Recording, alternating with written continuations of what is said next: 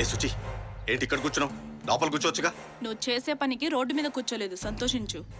Already పెళ్ళయి నీకు 5 సంవత్సరాలైంది. పిల్లలు లేరని నన్ను చేసుకున్నావు. నన్ను పెళ్లి చేసుకొని కూడా 5 ఏళ్ళయింది. అయినా ఏం లాభం? నీ అమ్మ బయట ఆగోలను. సుచి, నువ్వే చూస్తున్నావుగా, డాక్టర్లందరినీ కన్సల్ట్ అవుతున్నాను.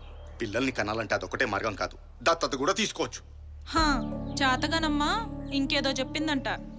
బయటకు వెళ్తుంటే ప్రాబ్లం నీకు కాదు నాకని అందరూ అనుకుంటున్నారు. ఇప్పుడు పిల్లల్ని తెచ్చి పెంచుకుంటే నిజంగానే ప్రాబ్లం ఉందనుకుంటారు. ఆ దారుల గురించి కాదు, ముందు నీ దారి గురించి ఆలోచించు. చేత కాకపోతే చచ్చిపో, వేరే వాడిని చూసుకుంటా.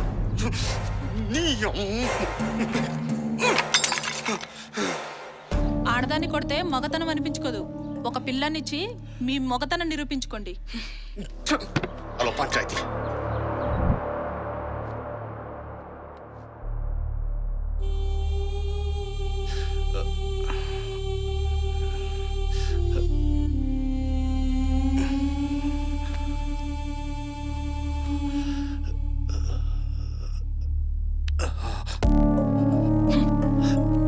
అబ్బా, ఇంకా పుట్టేస్తారు పిల్లలు.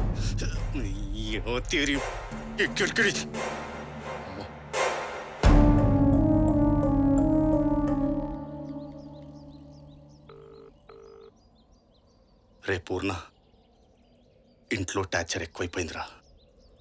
ఏదైనా ఉంటే ప్లాన్ చెయ్యి. అవును, అలా చేస్తే అవుతారా? ఓకే, నువ్వు ప్లాన్ చెయ్యి.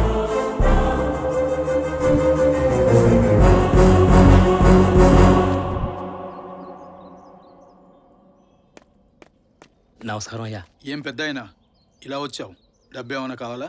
అదేం లేదండి అయ్యా. మా ఊళ్ళో 4 రోజుల నుంచి, అది అమావాస్య రోజున చిన్నపిల్లలు మాయమైపోతున్నారండి అయ్యా. అది కూడా మా గూడుపోడు నాయక్ ఎస్ఐ అయిన తర్వాత మరింత ఎక్కువైందయ్యా. కొంచెం ఆ విషయంలో దయ చూడండి అయ్యా. నేను తప్పకుండా చూసుకుంటాను, మీరు వెళ్ళండి.